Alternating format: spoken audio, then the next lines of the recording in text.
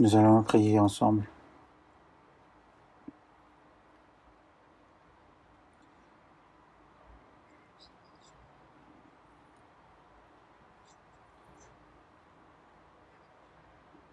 Notre Dieu qui est plein d'amour et de grâce, nous qui étions éloignés de toi à cause de nos péchés, et nous qui étions destinés à recevoir le jugement et périr en enfer, par ton grand amour, le Seigneur Jésus-Christ est mort à notre place, et par son sacrifice, il nous a sauvés sans aucun retour de notre part, et tu nous as établis en tant que tes enfants, et tu nous as accordé aussi l'espoir d'aller dans le royaume de Dieu qui est éternel. Et nous te remercions et nous te louons pour toutes ces choses. Et nous qui avons reçu le pardon des péchés, par la grâce du Seigneur, nous sommes réunis pour apprendre ta parole, pour chanter tes louanges, et nous savons qu'à cette heure-ci, il y a aussi le Saint-Esprit qui est avec nous. Et en ces temps qui est proche de la fin, le monde est rempli plus en péché et devient de plus en plus corrompu. Mais nous savons que tu es toujours avec nous et que tu nous protèges. Et par ta parole, par ta vérité, tu nous guides. Et nous te remercions pour cette grâce. Et à cause de l'épidémie qui est à l'échelle mondiale, nous ne pouvons malheureusement prêcher l'évangile librement. Et nous ne pouvons aussi nous réunir librement. Mais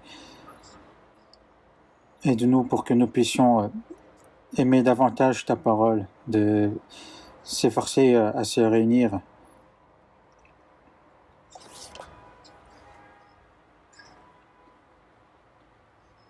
Et à tous les frères et sœurs qui ne sont malheureusement pas avec nous à cette heure-ci, ou qu'ils soient, accorde-leur le cœur d'aimer davantage ta parole et d'être toujours dans la communion, et aussi d'apprendre sur ta parole pour que nous puissions apprendre comment nous tenir en ces fins des temps en tant que chrétiens sauvés.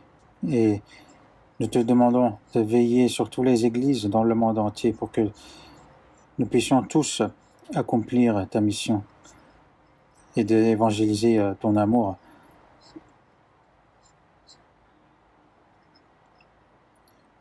Et de nous aussi à comprendre davantage ta parole à cette heure-ci. Et nous avons prié au nom du Seigneur Jésus. Merci pour la chorale.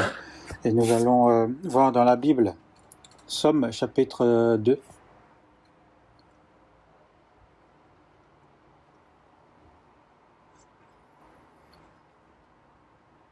Somme chapitre 2.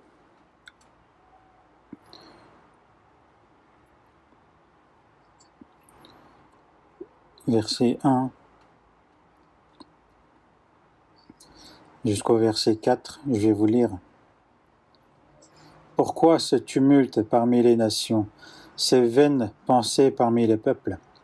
Pourquoi les rois de la terre se soulèvent-ils, et les princes se liguent-ils avec eux contre l'Éternel et contre son nom? Brisons leurs liens, délivrons-nous de leurs chaînes. Celui qui siège dans les cieux rit, le Seigneur se moque d'eux.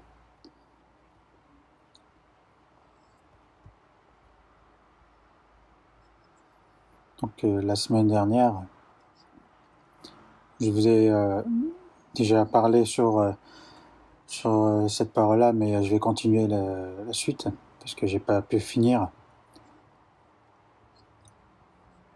Donc en ce moment, le titre du sermon de dimanche, c'est de préparer le second avènement de Jésus. Mais vous pouvez vous dire, mais tout ce que je dis dans le sermon, ça n'a pas trop de lien avec le second avènement, mais il faut savoir que tout ce que nous apprenons, c'est vraiment pour préparer au second avènement de Jésus. Jésus a dit, quand vous verrez ces choses arriver, sachez que le Fils de l'homme est proche à la porte. Le Seigneur ne va pas revenir n'importe quand, mais il y a un moment précis qu'il aura des signes avant sa venue. Et en voyant justement les signes de la fin du monde, de reconnaître vraiment que la fin est proche, d'être vraiment prêt à son second avènement. Que dans notre époque, justement, tout ce qui doit être accompli avant la venue du Seigneur est accompli.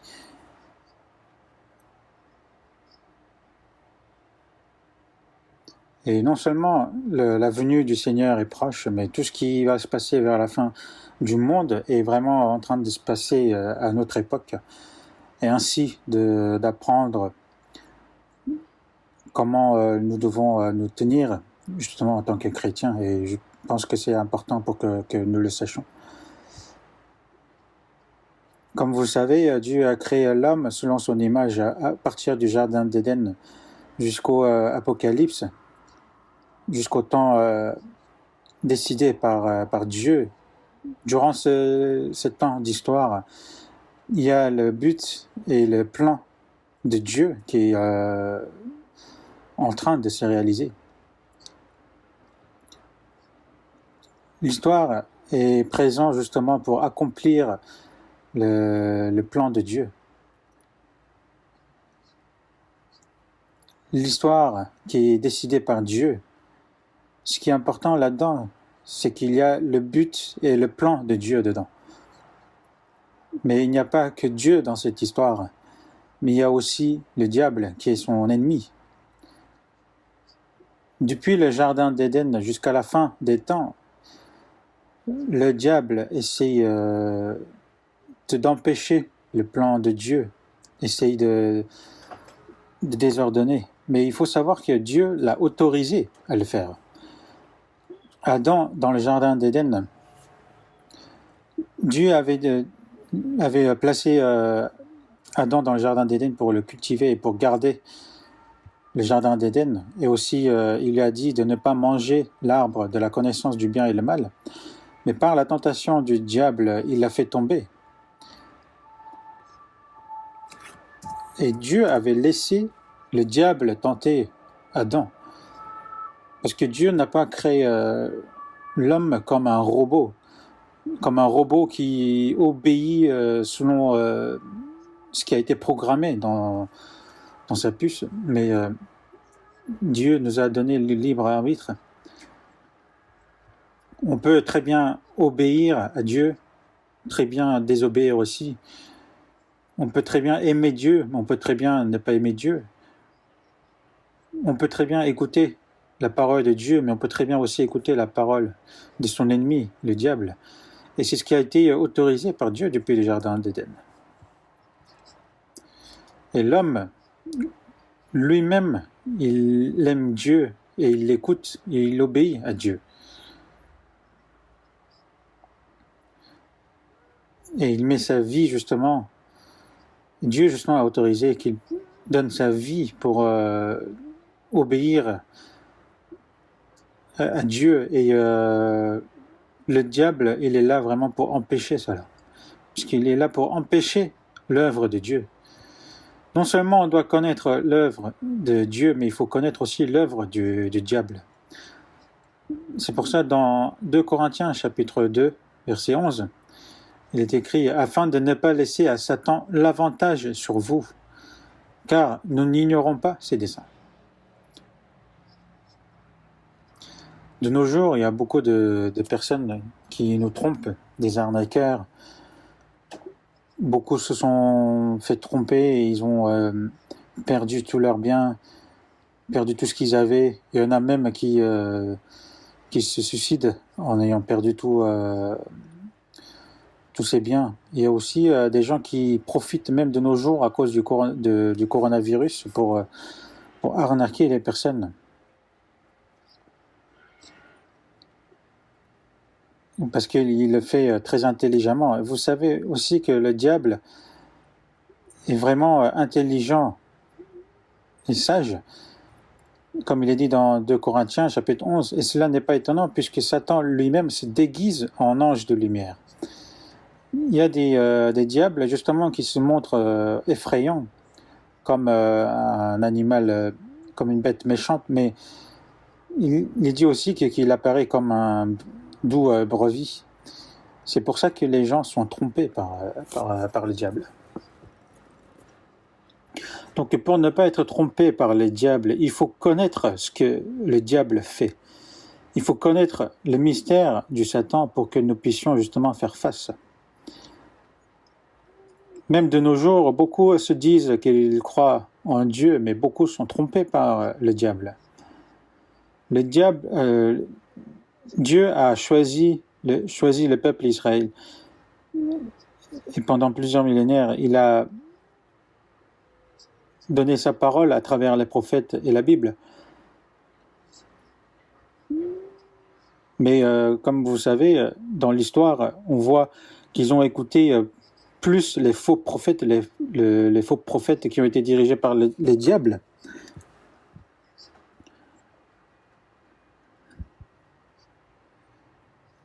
Même pendant l'Exode, pendant les 40 années dans le désert, ils désobéissaient à plusieurs reprises à Dieu. Ils voulaient même tuer Moïse et ils ont même créé des idoles. Ils ont dit que c'est Dieu. Mais en tant qu'homme, comment ils pouvaient faire agir cela? Mais ce n'est pas seulement le peuple israélien qui a fait ça. Et comme la fin des temps approche, le diable travaille ardemment pour qu'ils essaient de créer justement des fausses entre les hommes et Dieu pour qu'ils périssent.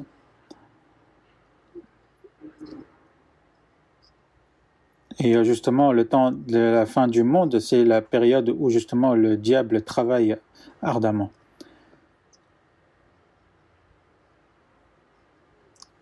Il est écrit dans l'Apocalypse chapitre 12 qu'il fut précipité par la terre, le diable fut précipité par la terre, et qu'il est dit « Malheur à la terre et à la mer, car le diable est descendu vers vous ».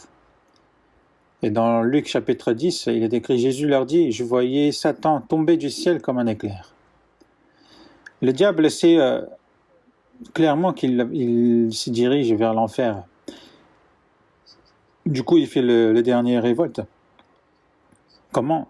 Il essaie de tenter les gens de ce monde afin qu'ils ne soient pas sauvés et qu'ils se dirigent aussi, eux aussi, vers l'enfer. Et ils font vraiment par tous leurs moyens.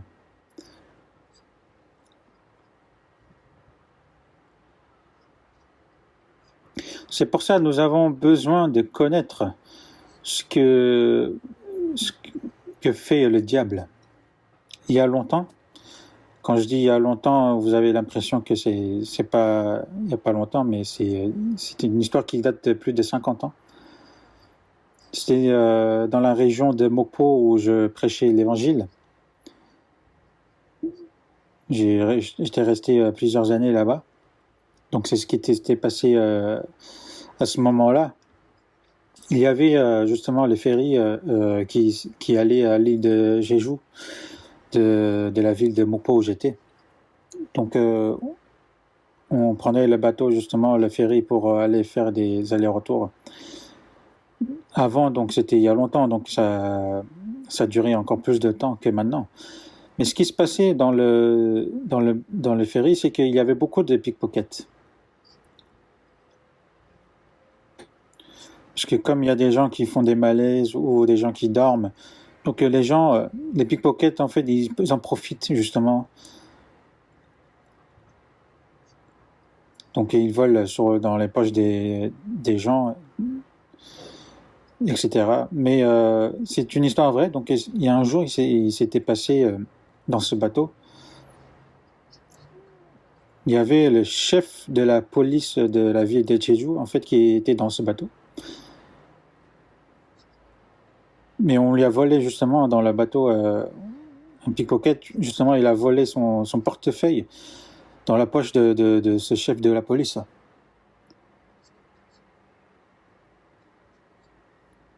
Donc ce chef de la police, il devait vraiment être énervé. Donc dès ils sont arrivés à l'île de Jeju, il a dit personne ne descend et que le pickpocket doit avouer. Il a demandé d'avouer, mais il a dit aussi, il a promis devant tout le monde, non seulement s'il avoue, si le voleur il avoue qu'il a volé, je lui pardonne, mais aussi je lui donnerai un bon travail.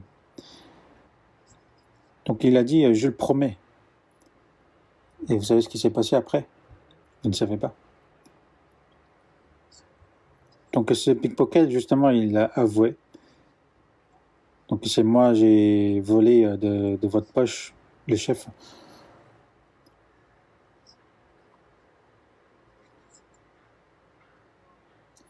Et vraiment, il était très technique, ce pickpocket, parce que même le chef de la police ne savait pas comment il avait volé.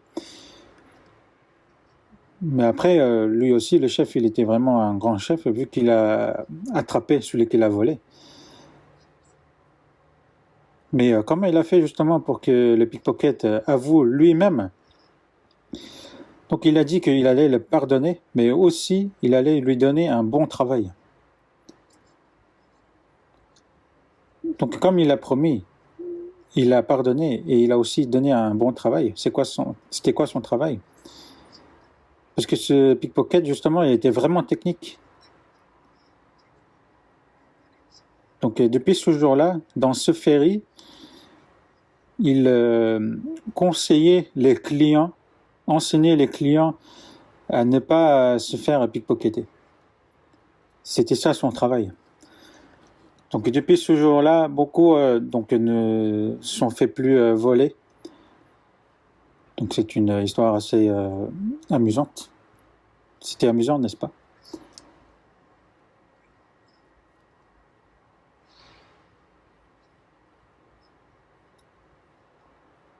Donc pour ne pas se faire voler, il faut connaître leur méthode. Pour ne pas être trompé par le diable, il faut connaître leur méthode. Dans 2 Timothée chapitre 3, il est écrit « Mais les hommes méchants et imposteurs avanceront toujours plus dans le mal, égarant les autres et égarés eux-mêmes. Toi, demeure dans les choses que tu as apprises et reconnues, certaines, sachant que de qui tu les as apprises. »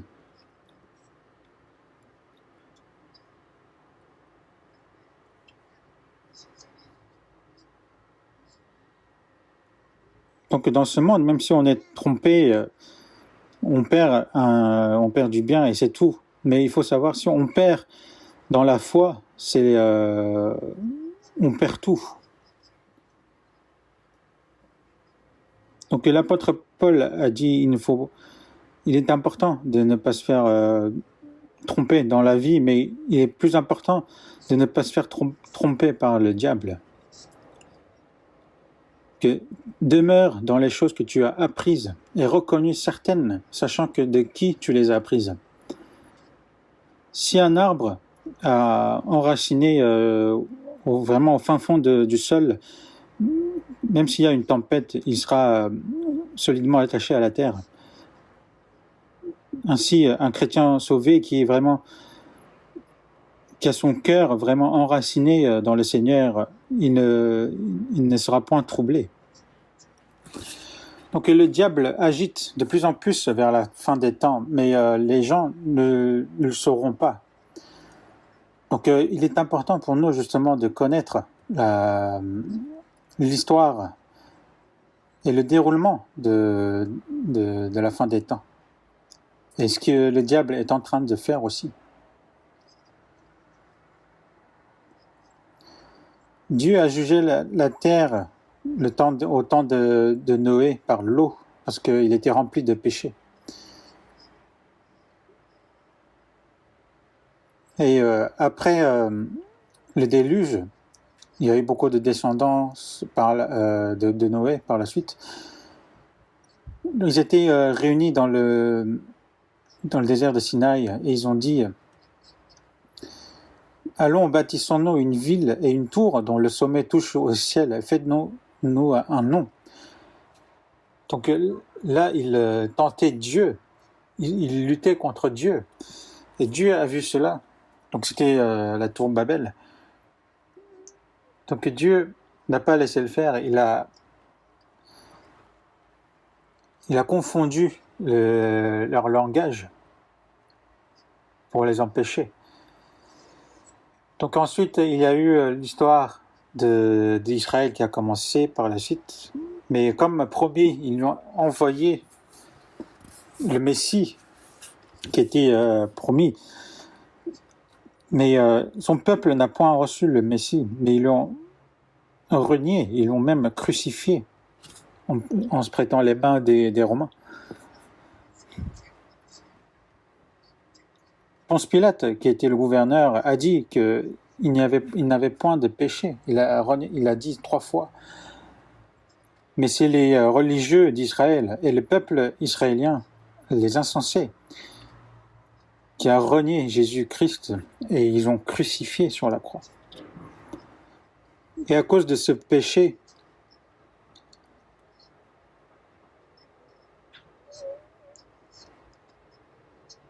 pendant plus de 2000 ans à peu près, qu'ils ont été dispersés dans ce monde. Et ils ont eu justement une histoire vraiment, une des histoires la plus tragique de ce monde.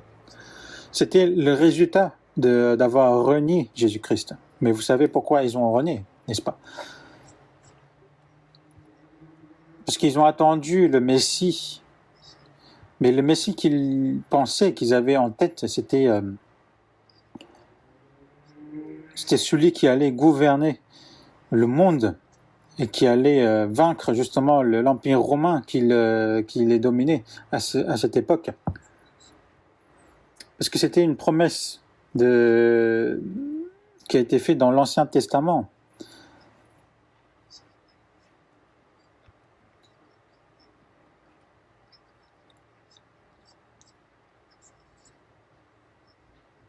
Donc par plusieurs paroles, donc Dieu avait promis justement dans l'Ancien Testament. Du coup, le peuple israélien, justement, ils attendaient impatiemment le Messie qui allait venir en tant que roi. Donc 586 avant Jésus-Christ. À cause de leur idolâtrie, ils ont été détruits par l'Empire babylonien. Ils ont été déportés au Babylone. Pendant 70 ans, ils ont vécu comme esclaves. Ils sont retournés justement, ils sont revenus en Israël comme ça a été promis. Mais pendant plus de 600 ans, justement, ils ont été vraiment écrasés par d'autres pays. Et leur souhait, c'était vraiment l'indépendance. Donc ils se disaient, s'il y a vraiment le Messie qui arrive, il va vaincre les Romains pour nous. C'est ça ce qu'ils avaient dans leur tête. Mais ce qu'ils ne savaient pas, c'est que le but de Dieu, ce n'était pas de les vaincre contre les Romains, mais de créer un royaume puissant dans ce monde. Mais que tout ce qui était corrompu à cause du péché, qui était sous l'emprise du diable, qui était qui sont destinés justement à périr en enfer. Donc le but de Dieu, c'était de leur redonner justement la vie pour qu'ils puissent aller dans le royaume de Dieu qui est éternel. C'est ça qu'il voulait donner. Son but n'était pas de créer un royaume puissant dans ce monde. C'était pour pardonner les péchés de l'humanité qu'il est venu sur cette terre. Du coup, il a dit qu'il allait rétablir l'Israël vers la fin des temps. Et il y aura aussi le royaume millénaire qui sera dirigé par le Seigneur Jésus. Et c'est ça le but, c'était ça le but de Dieu.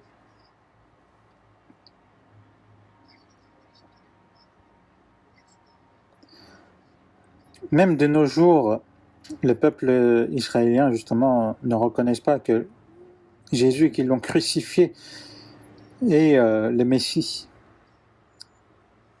Et ils cherchent toujours à recevoir le Messie.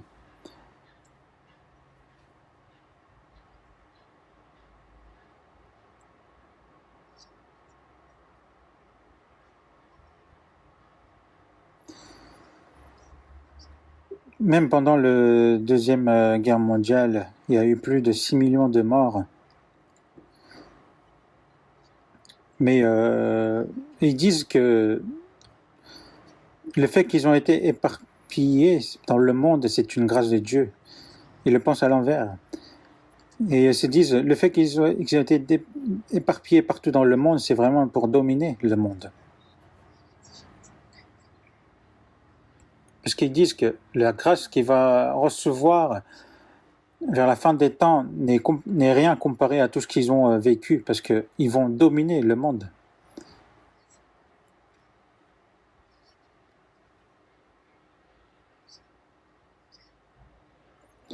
Et que ce que Jésus n'a pas fait dans ce monde, qu'ils allaient le faire par eux-mêmes.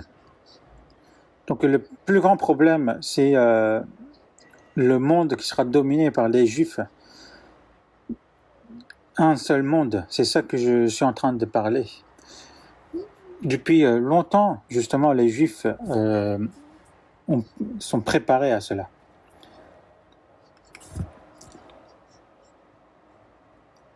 Donc en 1873, il y a eu le premier congrès justement pour les protocoles des leaders de Sion. C'est à partir de là, justement, qu'ils ont commencé les protocoles, et très détaillés. Et de nos jours, 120 ans plus tard, toutes ces choses qui ont été dites, justement, se passent vraiment dans ce monde. Et la Bible nous dit que ça sera fait ainsi. Et ça, c'est un grand problème. Parce qu'il faut savoir que le diable œuvre vraiment ardemment. Et vous savez aussi qu'il a aussi œuvré à travers le peuple israélien. Dans Matthieu chapitre 23, verset 33, Jésus a dit aux Israéliens, « Serpent, race de vipère ». Certains disent, mais Jésus, il insulte bien. Comment il peut dire aux hommes, serpent, race de vipère? Et dans Luc chapitre 3, Jean-Baptiste, en voyant justement les pharisiens et les scribes qui venaient vers lui, il lui a dit aussi, race de vipère, qui vous a appris à fuir la colère à venir? Et qu'ils allaient recevoir la colère de Dieu. Mais Jésus a dit la même chose aussi. Mais il faut savoir, ce n'est pas une insulte. Jésus a demandé le nom de celui qui a été possédé par le diable. Il ne demandait pas d'où il venait. Il demandait justement au diable qui était dans l'homme et qui disait qu'ils étaient légions comme nom, car ils sont plusieurs. J'ai déjà rencontré une personne qui était possédée. C'était une dame, donc une mère d'une sœur.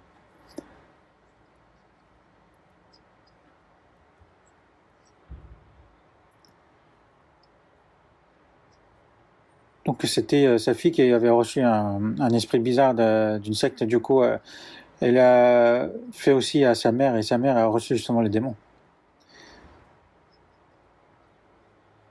Donc c'était à ce moment-là, donc cette dame était plus âgée que moi et disait oh, regarde-moi. Mais Enfin, je lui ai dit, regarde-moi. Mais il n'arrivait pas à me regarder en face. Je lui ai dit, tu veux sortir ou non? Et il a dit, il voulait sortir. Par exemple, quand vous marchez, vous voyez un chien qui mord votre pied, vous dites,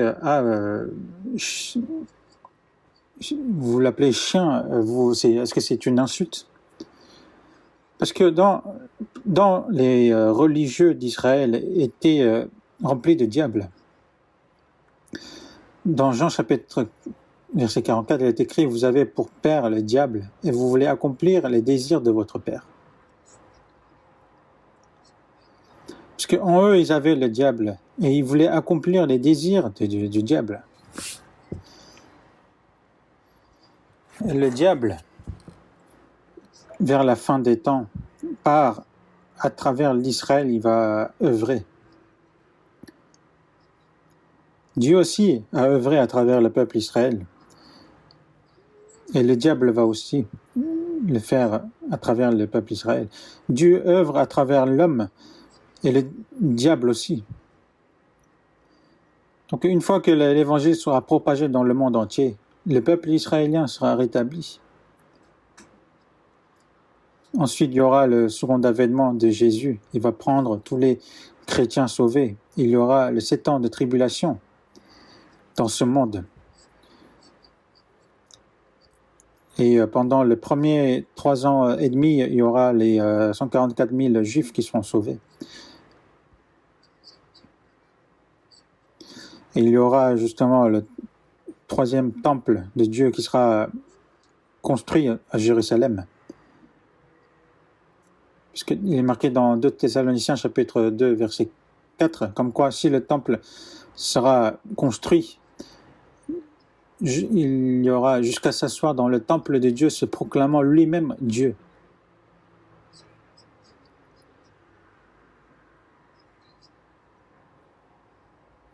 Il y aura seulement 144 000 juifs qui seront sauvés et le reste ne se repentiront point. Ils vont suivre justement l'Antéchrist qui se proclamera Dieu, lui-même Dieu. Ils vont le considérer comme le Messie. Et pendant les 3 ans et demi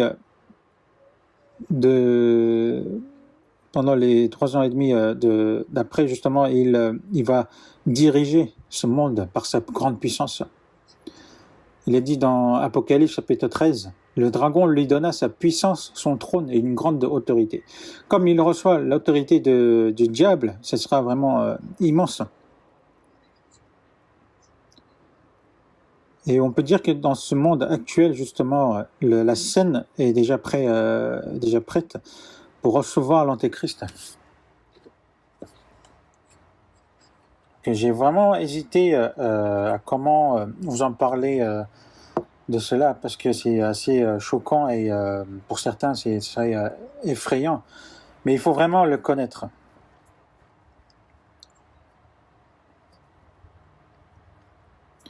Parce que nous, on pense que ça sera dans longtemps, mais il faut savoir que c'est vraiment à côté de nous. On va revoir dans Somme chapitre 2, verset 1. Pourquoi ce tumulte parmi les nations, ces vaines pensées parmi les peuples? Pourquoi ce tumulte parmi les nations? Parce qu'il y a le diable qui est en eux et qui sont contre justement Dieu.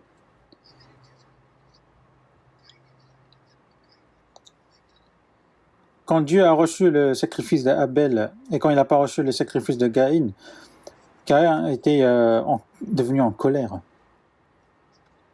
Et il a tué son frère Abel.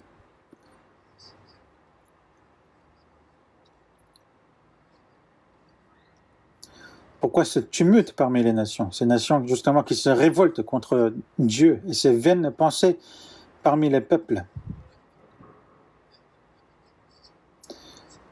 Donc ils reconstruisent justement nouveau tour à Babel. Alors que les hommes qui ne sont rien face à la puissance de Dieu. Ils ont justement ces pensées, ces vaines pensées. Et pourquoi les rois de la terre se soulèvent-ils, les princes se liguent-ils avec eux contre l'Éternel, contre son don? Ils vont se dire justement, construisons un seul monde. Parce que si on continue ainsi, l'économie va s'effondrer, qu'il y aura la guerre nucléaire. Donc, construisons un seul monde. Unissons. Ainsi, il n'y aura plus de risque de guerre nucléaire. Et au lieu de dépenser pour la guerre, si on dépense justement pour l'économie, tout le monde vivra mieux. Donc, beaucoup vont se dire, oui, vous avez raison, et ils vont suivre. Et c'est le diable qui va œuvrer derrière tout ça. Ces vaines pensées. Et pourquoi les rois de la terre se soulèveront-ils et les princes se liguent-ils avec eux contre l'Éternel et contre son oint? Ils renient justement la souveraineté de Dieu.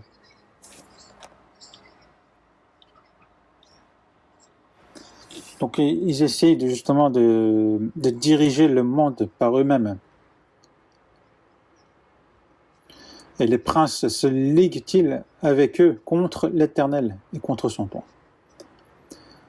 Le livre de Somme a été écrit il y a 1000 ans avant Jésus-Christ par le roi David.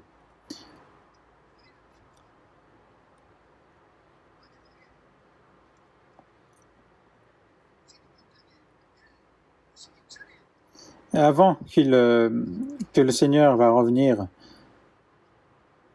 les gens justement vont essayer de construire un monde qui sera dominé par le diable. Et il est dit, brisons leurs liens, délivrons-nous de leurs chaînes. Donc ils se disent, regardez comment nous on va diriger ce monde. Et cela signifie qu'ils vont essayer justement de mettre en péril le plan de Dieu. Mais il est écrit, celui qui siège dans les cieux rit, le Seigneur se moque d'eux. Il ne rit pas parce que ça lui fait rire, mais il rit de moquerie. Le Seigneur se moque d'eux. Donc qu'est-ce qui va se passer? Donc avant de parler justement, on va parler de ce qui se passe vraiment dans ce monde actuel. Dans 1 Jean chapitre 5 verset 19, nous savons que nous sommes de Dieu et que le monde entier est sous la puissance du malin. Nous les chrétiens, nous sommes de Dieu, mais le monde entier, ceux qui ne sont pas sauvés, sont entiers et sont sous la puissance du mal. Donc eux, qu'est-ce qu'ils font?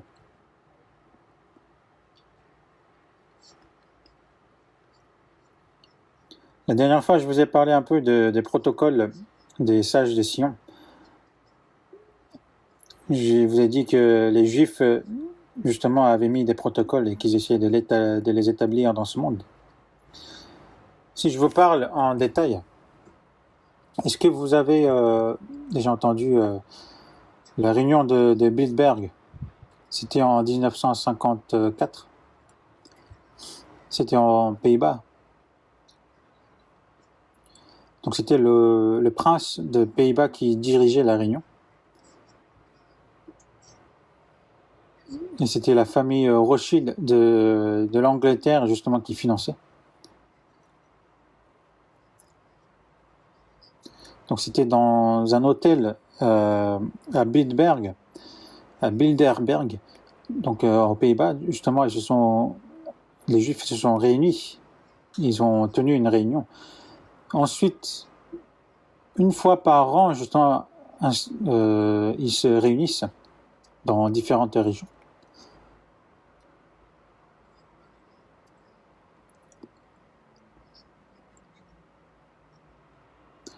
Donc la plupart, c'était des politiciens, des économistes,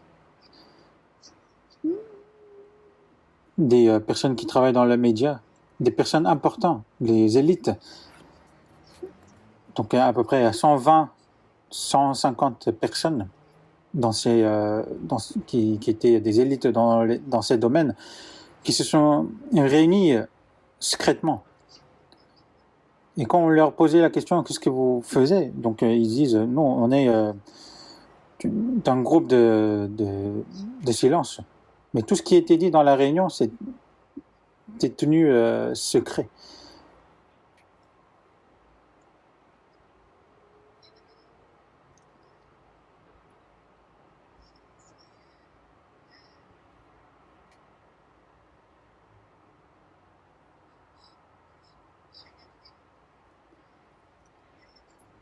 Donc c'était des élites, en nombre infime, mais ils se réunissaient justement pour but de gouverner le monde,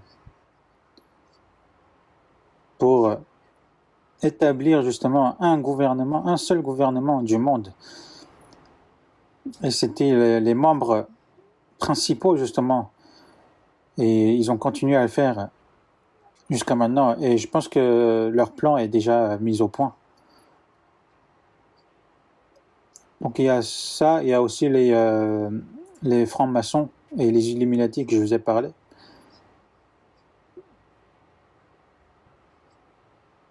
Donc ces deux puissances en fait étaient deux puissances différentes, mais de toute façon ils sont détenus par les Juifs, mais ils existent justement pour but de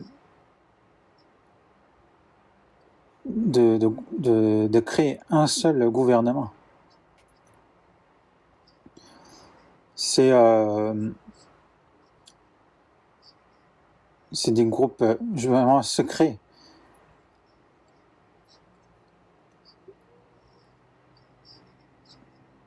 Ce sont des loges secrets qui veulent vraiment diriger le monde. Et dans les membres justement du franc-maçon, on ne connaît pas exactement le nombre, mais apparemment il y aurait à peu près 5 millions de personnes qui sont inscrits au franc-maçon, que ce soit les politiciens, les religieux, les économistes ou même des militaires dans plusieurs domaines. Et ils se réunissent. Et ils établissent des plans vraiment incroyables. C'est pour but justement de diriger le monde. On va voir dans Apocalypse chapitre 2.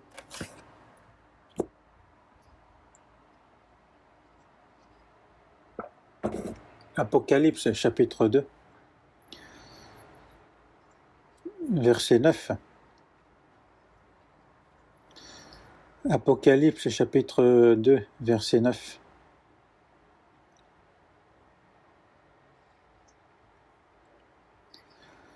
Je connais ta tribulation et ta pauvreté, bien que tu sois riche, et les calomnies de la part de ceux qui se disent juifs et ne le sont pas, mais qui sont une synagogue de Satan.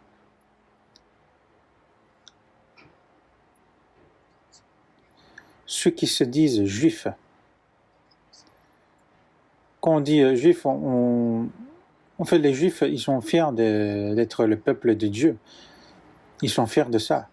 Mais ils ne le sont pas, mais qui sont une synagogue de Satan.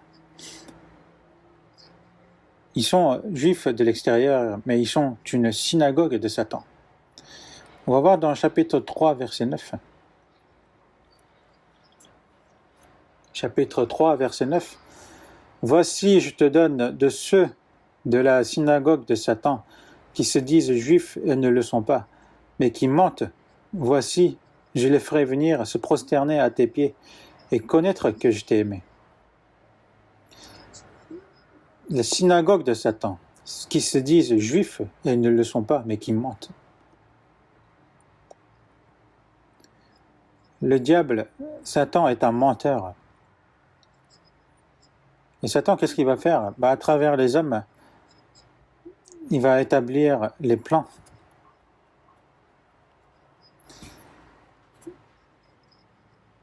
Mais ceux qui sont inscrits justement au franc-maçon, une fois qu'ils sont membres,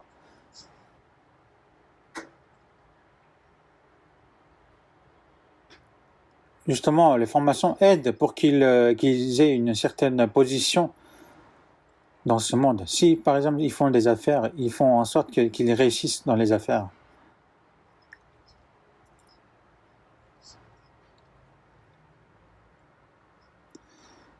Il y a aussi ceux qui s'inscrivent parce qu'ils sont curieux, mais en même temps, ils ne vont pas recevoir tout le monde. Mais c'est souvent les élites qui sont inscrits dans ce groupe, et ils les aident derrière. Il y a beaucoup de politiciens qui sont dans ce groupe,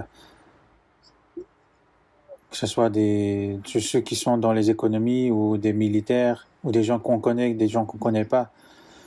Mais au moment quand ils vont quitter, qu'ils renient le groupe, ils seront punis assez sévèrement. Et c'est ça qui est écrit aussi dans le protocole des sages de Sion. C'est assez cruel. Donc c'est écrit dans ce livre et ils doivent vraiment payer cher s'ils les renient.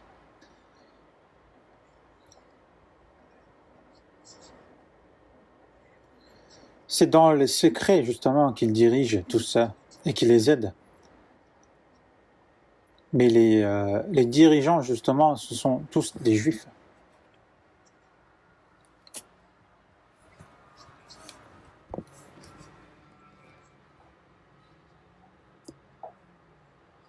Et il est fait en sorte que même les membres ne se connaissent pas, à part les dirigeants. Kissinger, George Soros, Bill Gates, Bernanke, toutes ces personnes, ce sont des personnages phares dans franc-maçon.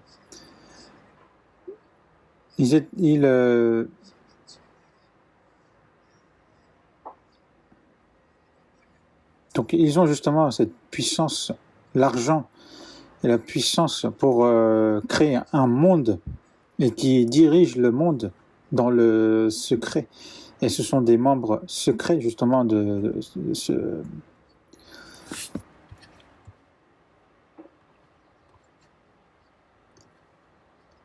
Est-ce que ce que je dis, vous avez l'impression que c'est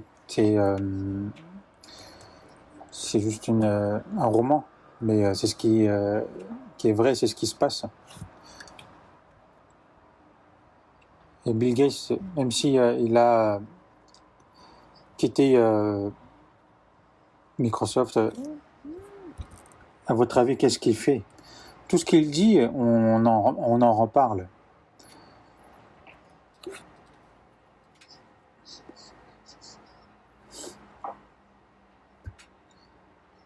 Et justement, ils disent qu'il y aura de nouvelles règles, règles établies qui sont mises en place pour diriger ce monde.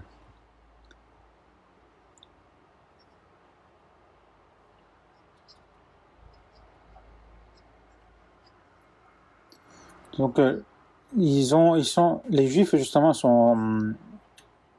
ils ont la rancune justement d'être vraiment maltraités pendant plus de 2000 ans dans le monde entier. Et ils ont justement envie de venger cela.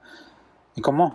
C'est de créer un seul monde, un seul gouvernement où ce sont les Juifs qui dirigeront.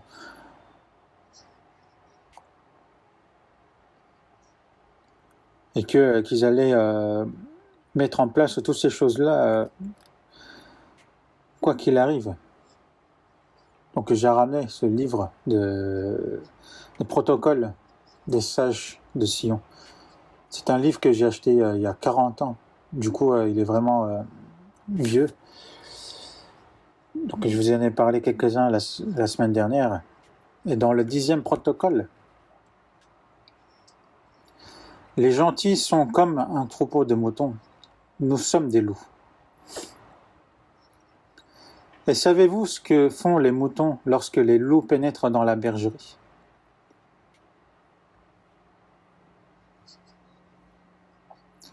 Donc les gentils, ce sont les païens, et qui sont des moutons. Et eux, ce sont des loups.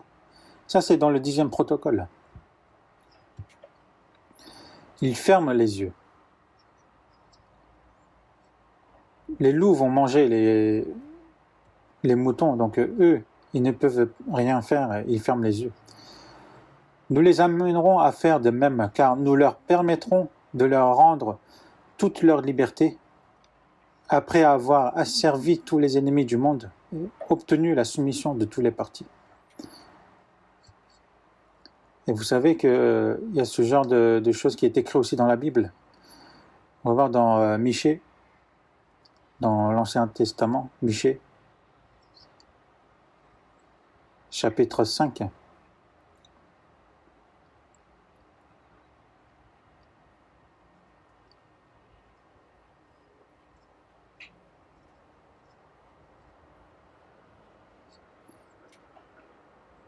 Michée, chapitre 5.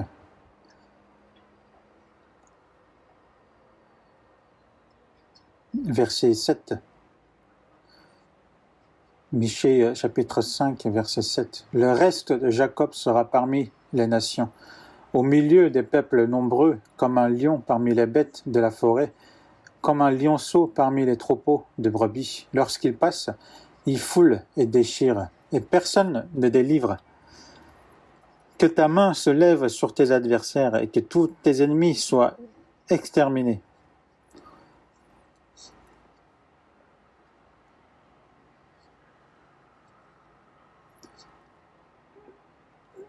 Ce verset, c'est un livre qui a été écrit il y a un peu plus de 2500 ans.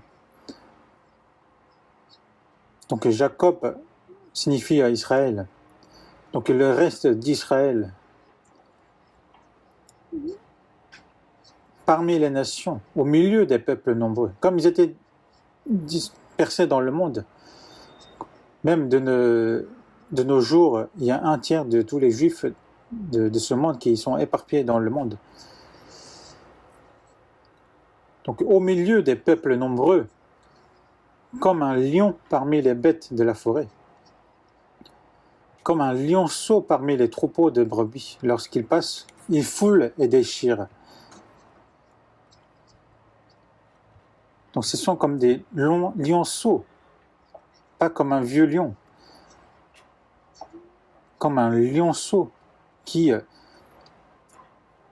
parmi les troupeaux de brebis, lorsqu'il passe, il foule et il déchire.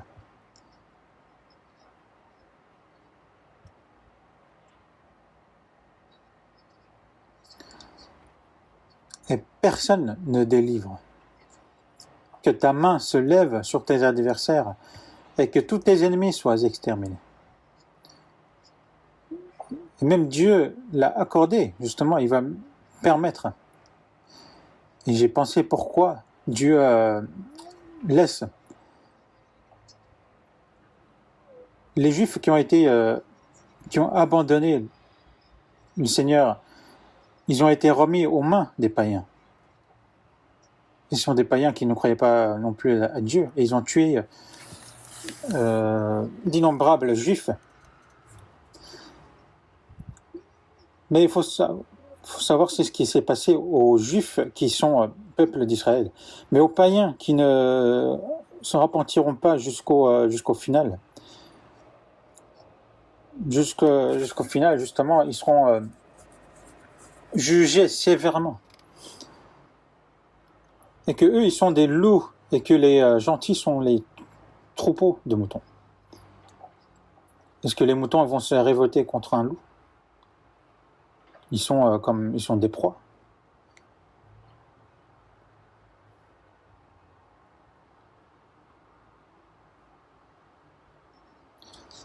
C'est ce qui a servi de base à notre organisation de maçonnerie secrète.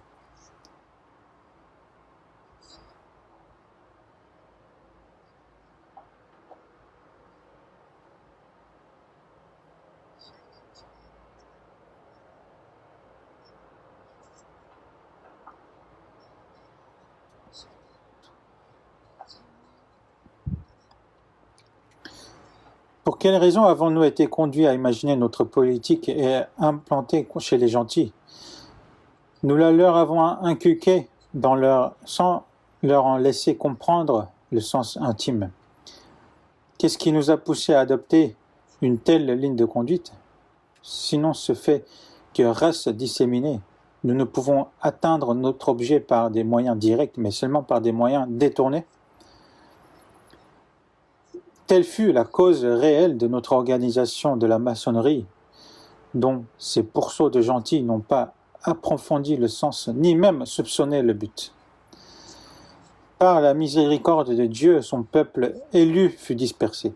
Et cette dispersion, qui parut au monde comme notre faiblesse, a constitué toute notre puissance, laquelle nous a conduits au seuil de la souveraineté universelle. Il nous reste peu de choses à ajouter à ces fondations pour atteindre notre but.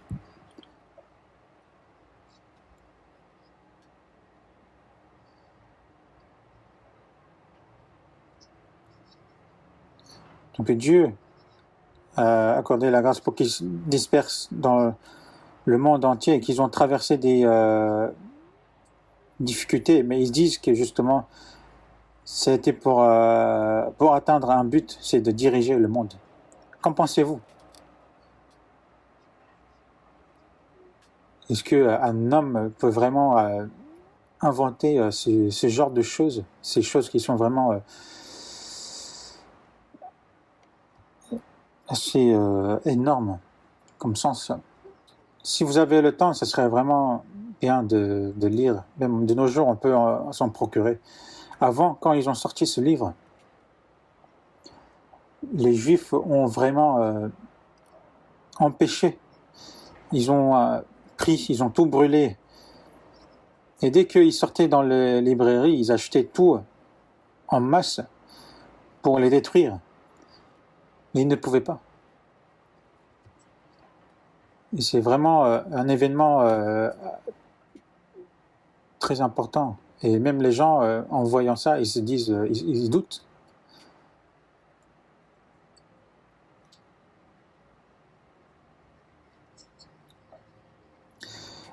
Et pour les empêcher de se découvrir une nouvelle ligne de conduite en politique,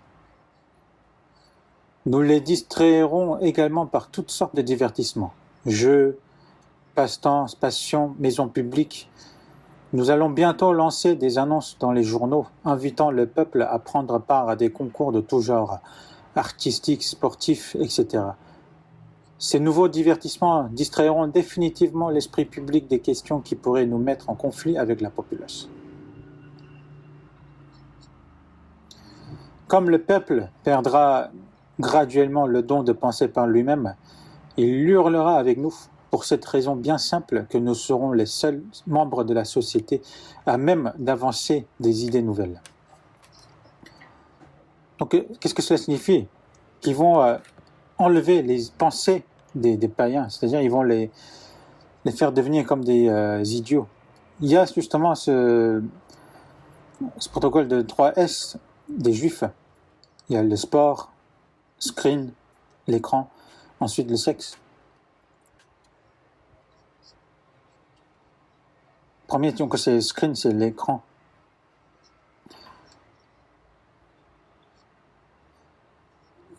Toutes ces choses ont été écrites bien avant l'invention de la télévision.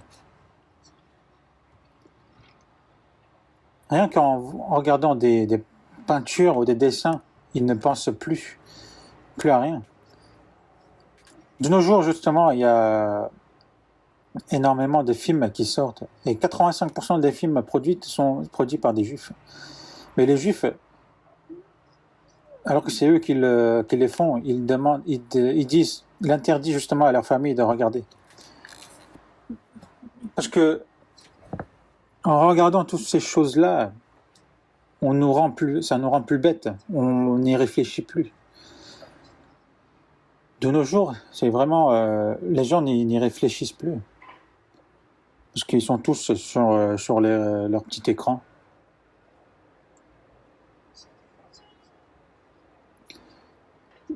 Du coup, dans les entreprises qui développent, ils s'inquiètent parce que les gens n'y réfléchissent plus. Du coup, ils confisquent les téléphones pendant leur travail. Et ainsi, justement, ils voyaient des progrès. Ils continuaient à inventer les choses parce que les gens sont beaucoup moins créatifs avec toutes ces choses-là. Donc, et ensuite, le sport. L'industrie du sport vraiment rend fou les gens. Alors qu'eux, ils ne font pas du sport. Les gens deviennent fous du foot, par exemple. Il y a des personnes qui ont crié but et ils sont morts d'une crise cardiaque. Il y a aussi l'industrie du sexe pour corrompre les hommes. Alors que c'est eux qui ont créé tout cela, eux, ils font leur travail. Et toutes ces choses-là sont écrites dans ce livre.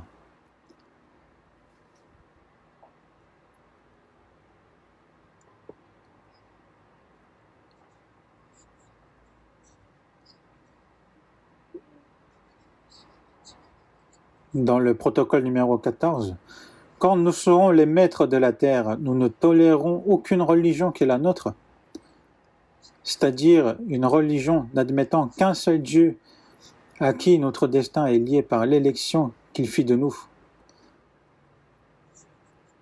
Donc ils disent croire en Dieu, mais c'est faux. Mais ils disent qu'ils croient à un seul Dieu et qu'ils n'allaient point tolérer aucune autre religion. Et par qui est également déterminé le destin du monde. Il faut pour cette raison que nous abolissions toutes les professions de foi.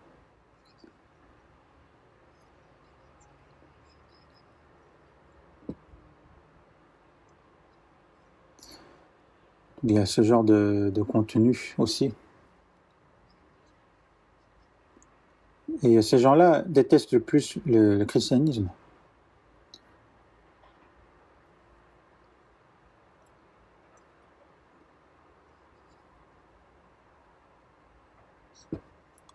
Je ne peux pas rentrer vraiment trop en détail. Ensuite, dans le protocole numéro 15, quand nous aurons obtenu le pouvoir par des coups d'État préparés par nous, de façon à ce qu'ils se produisent simultanément dans tous les pays, et aussitôt après que le gouvernement respectif de ces derniers auront été officiellement proclamés incapables de gouverner le peuple, il pourra s'écouler un temps considérable, tout un siècle peut-être. Ça, c'est ça a été écrit il y a 120 ans. Le siècle est passé déjà.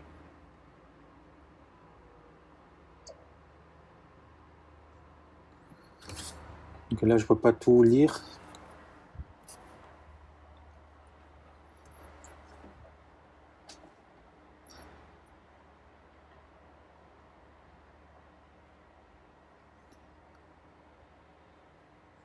Ensuite, nous centraliserons toutes ces loges sous une direction unique, connue de nous seuls et constituée par nos sages.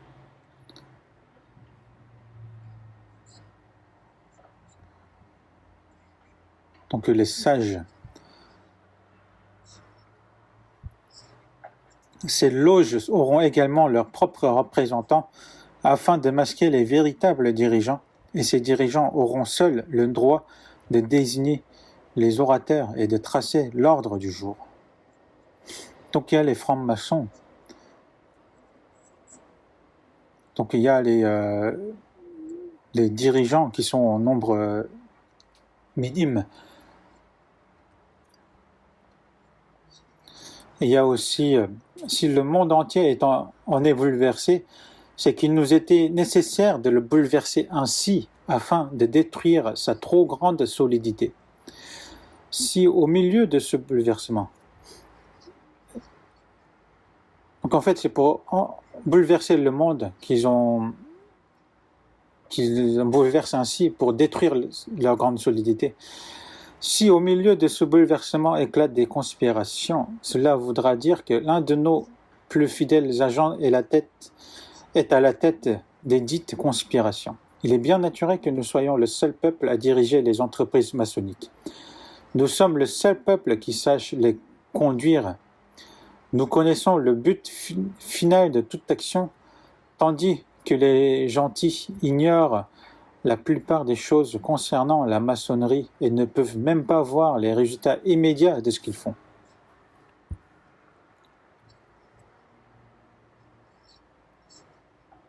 Généralement, ils ne le pensent qu'aux avantages immédiats du moment et sont contents si leur orgueil est satisfait par l'accomplissement de leurs intentions.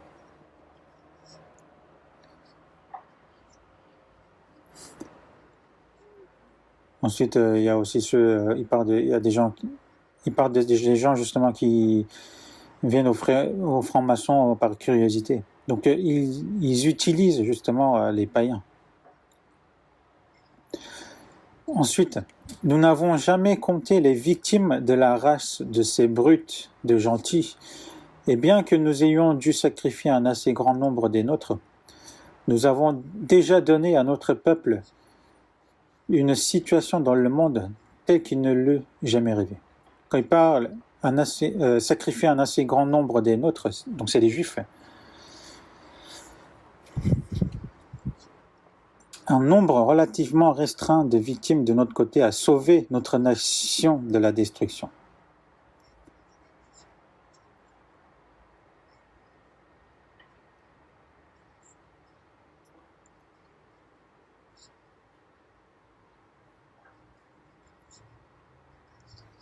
Donc même s'il y a eu les sacrifices qui sont infimes par rapport à ce qu'ils vont recevoir,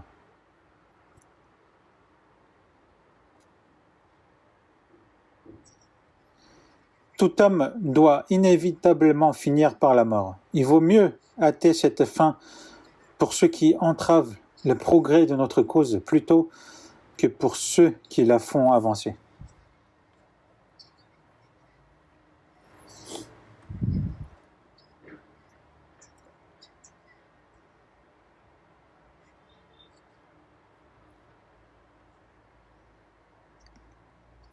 Qu'est-ce que cela signifie? Que tout homme doit mourir?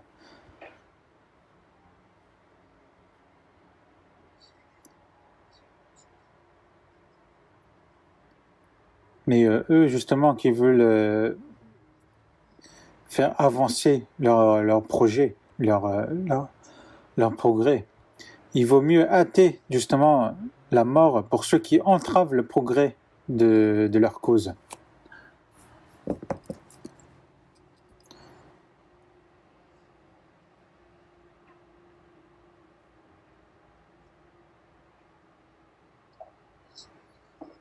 Le jour où le roi d'Israël posera sur sa tête sacrée la couronne que lui offrira l'Europe entière, il deviendra le patriarche du monde.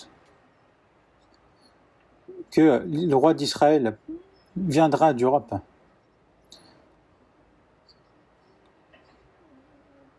Posera sur sa tête sacrée la couronne que lui offrira l'Europe entière.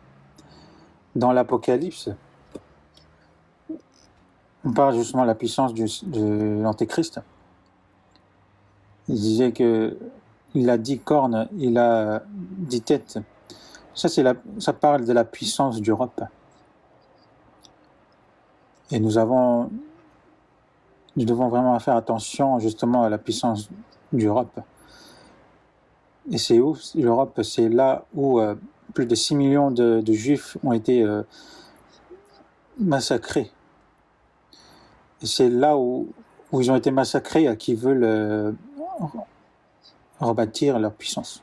De toute façon, ils maintiennent l'économie, ils maintiennent toute la puissance.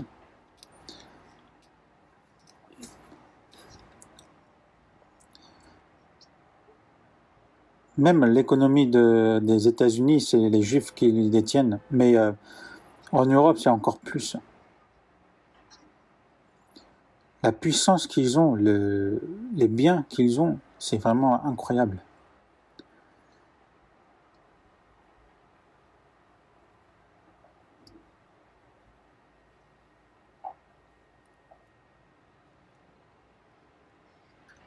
Notre souverain sera en communication constante avec le peuple. Il lui adressera du haut des tribunes des discours qui seront immédiatement transmis au monde entier. Donc le roi qui serait apparu en Europe et qui sera en communication constante avec le peuple, et il va lui adresser du haut des tribunes des discours qui seront immédiatement transmis au monde entier. Alors que je dois finir pour aujourd'hui, et du coup il faut voir encore un petit peu. Comme il y en a beaucoup, j'ai mis des marque-pages pour des points importants. Dans le protocole numéro 20, nous n'avons réussi à faire éclore toutes les crises économiques si habilement préparées par nous dans les pays des gentils qu'en retirant l'argent de la circulation. Donc ils ont créé des troubles économiques, des crises économiques. L'État se trouve obligé, pour ses emprunts, de faire appel aux grosses fortunes qui sont congestionnées par le fait que l'argent a été retiré au gouvernement. Ces emprunts constituent une lourde charge pour les États qui sont obligés de payer des intérêts qui se trouvent ainsi obérés.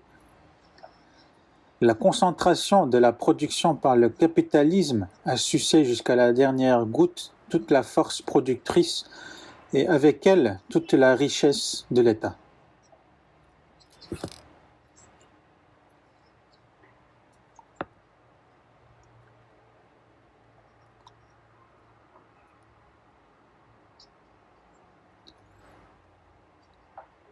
Donc ils vont avoir la concentration de production de capitalisme. Et aussi, il faut que l'émission de la monnaie courante corresponde à l'importance de la population.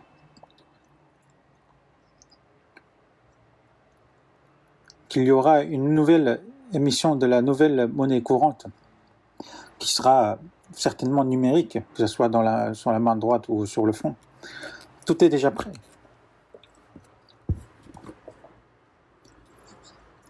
Et aussi le numéro 23, protocole numéro 23. Notre souverain sera l'élu de Dieu, avec la mission de détruire toutes les idées provenant de l'instinct et non de la raison, de la brutalité et non de l'humanité. De telles idées ont détruit toutes les organisations sociales, préparant ainsi le règne du roi d'Israël. Mais leur rôle sera fini lorsque commencera le règne de notre souverain. C'est alors qu'il faudra les balayer pour purifier de toute souillure le chemin de notre roi. Priez Dieu et courbez-vous devant celui qui est marqué du sceau des prédestinés et dont Dieu lui-même guide l'étoile, afin que nul autre que lui ne puisse libérer l'humanité de tout péché.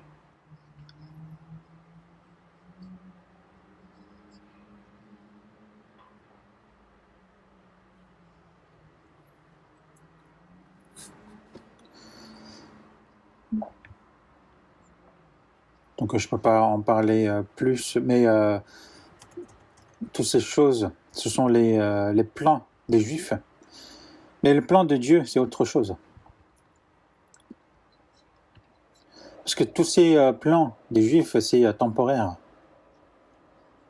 Dans Actes chapitre 1, verset 6, les apôtres demandaient au Seigneur après sa résurrection, « Seigneur, est-ce en ce temps que tu rétabliras le royaume d'Israël? Est-ce que tu vas vaincre les Romains et tu vas nous rendre l'indépendance ?»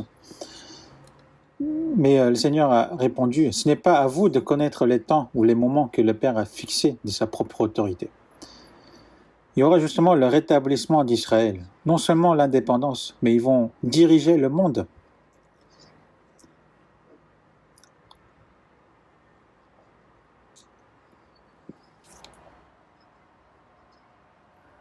mais que ce n'est pas à vous de connaître les temps ou les moments que le Père a fixés de sa propre autorité. Donc ensuite il dit, il faut que l'évangile soit propagé dans le monde avant le rétablissement d'Israël. Mais comme Jésus a prédit, justement, pendant plus de 1900 ans, ils ont été chassés dans le monde, ils ont été persécutés. Mais en 1946, ils ont déclaré l'indépendance d'Israël, du jour au lendemain. Et maintenant, le temps des Juifs est arrivé.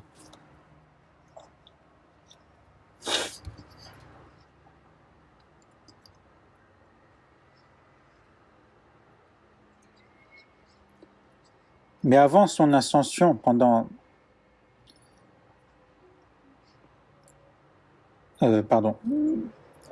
3 ans et demi avant son avènement, il y aura l'Antéchrist.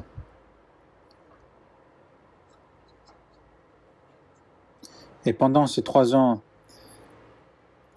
et demi, justement, il y aura le temple, le 3e temple qui sera bâti. Et pendant 3 ans et demi, il régnera sur le monde, l'Antéchrist. Et ensuite, Dieu va juger ce monde. Dans Luc chapitre 4, verset 5, quand Jésus a été tenté dans le désert, le diable s'est apparu devant lui, en montrant tous les royaumes de la terre. C'est Adam qui a donné tout cela entre les mains du diable.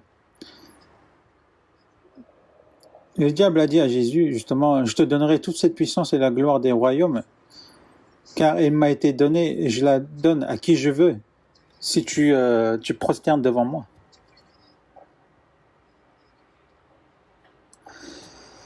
Et l'Antéchrist sera issu par la puissance du diable. On va voir dans Apocalypse chapitre 13.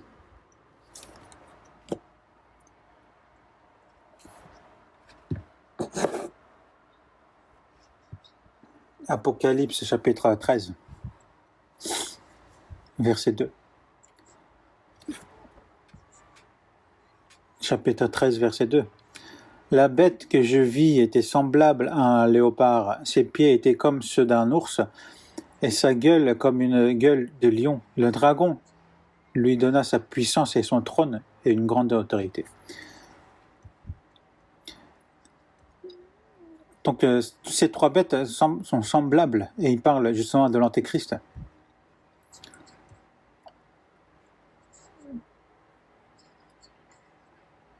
Qu'il est cruel comme un ours, solide comme le lion, mais le dragon lui donna sa puissance et son trône et une grande autorité.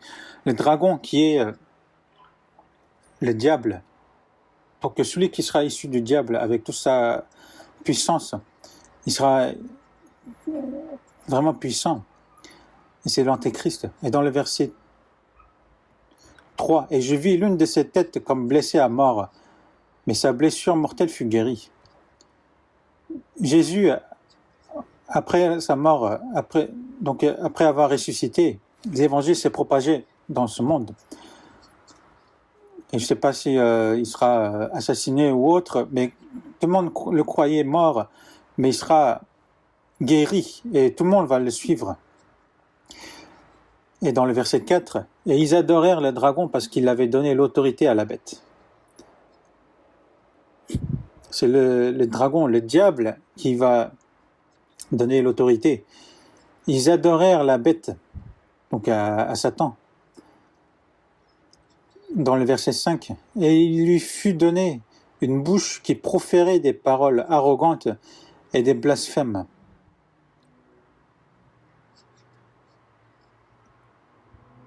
Des paroles arrogantes. Il y a aussi dans Daniel chapitre 7. Donc c'est celui qui va se proclamer qu'il est Dieu lui-même, qui va diriger le monde, qui va donner la paix dans ce monde. C'est ça, les paroles arrogantes. C'est ça les paroles arrogantes quand il dit « Je suis le Dieu ». Et pendant 3 ans, donc 42 mois, c'est 3 ans et demi, Jésus aussi a fait son ministère pendant 3 ans et demi. Donc il va agir pendant 42 mois.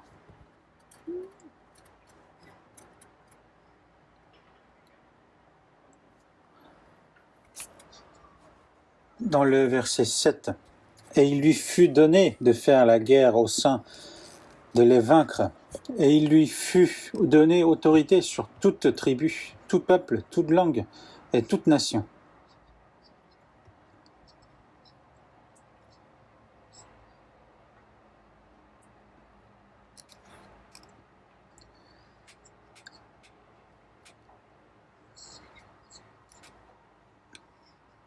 Et tous les habitants de la terre l'adorent, ce dont le nom n'a pas été écrit dès la fondation du monde dans le livre de vie de l'agneau qui a été immolé. Donc c'est le diable, Satan, qui va diriger.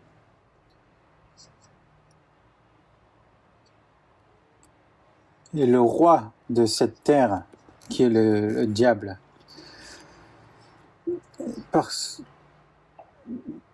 Donc cet antéchrist, derrière lui, il y aura justement le Satan qui lui aura donné l'autorité.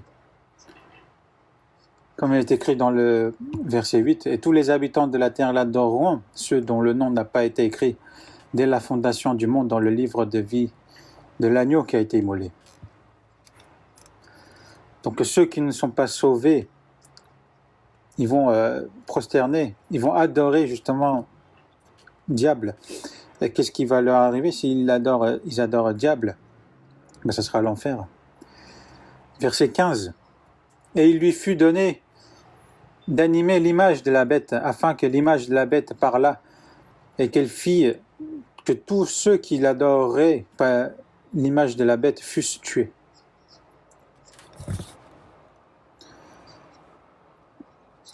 Il fut donné d'animer l'image de la bête, afin que l'image de la bête parlât, et qu'elle fit tous ceux qui l'adoraient par l'image de la bête fussent tués. C'est effrayant. Donc c'est ce qui va arriver.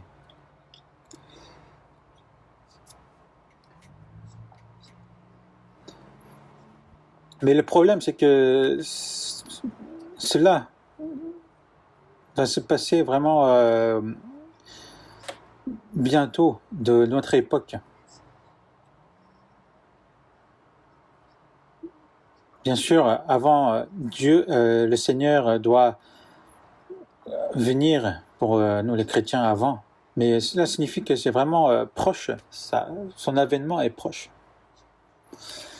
Dans le verset 16, « Et il fit que tous, petits et grands, riches et pauvres, libres et esclaves, reçussent une marque sur leur main droite ou sur leur front, et que personne ne put acheter ni vendre sans avoir la marque, le nom de la bête ou le nombre de son nom. »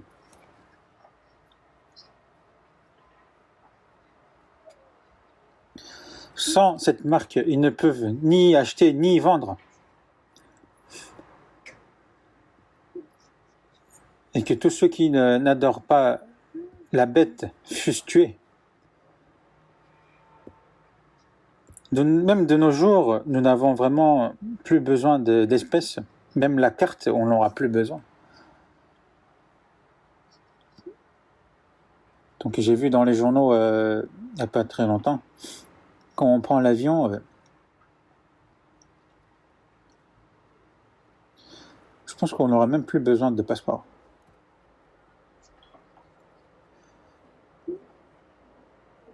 À l'immigration, dans l'aéroport, il y a des bornes automatiques. Moi aussi, j'ai testé, c'est vraiment très pratique. On ne fait pas de queue. On arrive, on scanne le passeport et on met le doigt. Mais maintenant, comme si on met le doigt, il y a des risques de contamination. Mais maintenant, il suffit de mettre à côté.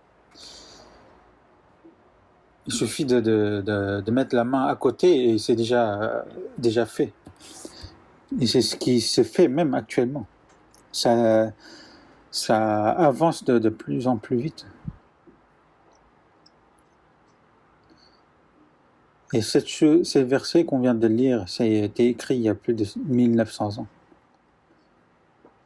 Et c'est de nos jours, justement, toutes ces choses est en train de s'accomplir. Et la scène de l'Antéchrist est vraiment presque prête. J'ai des choses à continuer, mais je pense que je vais continuer la prochaine fois, comme je peux pas parler trop long.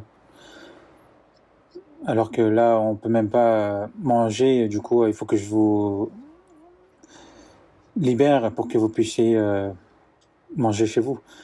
Mais il faut qu'on mette en place pour que nous puissions à nouveau manger ensemble. Comme il y a des restrictions, il faut vraiment se tenir et prier. On va prier ensemble. Seigneur, qui est plein de grâce, tu nous as sauvés en ces fins des temps.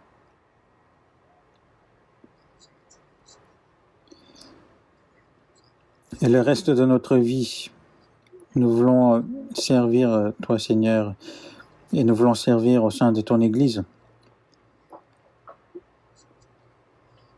Et nous avons vu et nous avons appris que tous ces signes qui se passera avant ton avènement sont en train de passer. Et ainsi, aide-nous à comprendre, à apprendre justement comment nous devons être dans ces temps, des fins des temps. Et attiens-nous aussi par ta parole, et qu'aucun ne se perde aussi.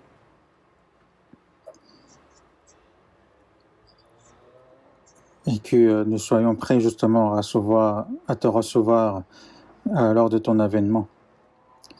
Et aussi cette mission que tu nous as donnée, cette évangélisation,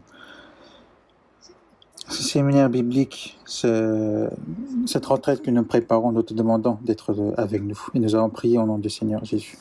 Amen.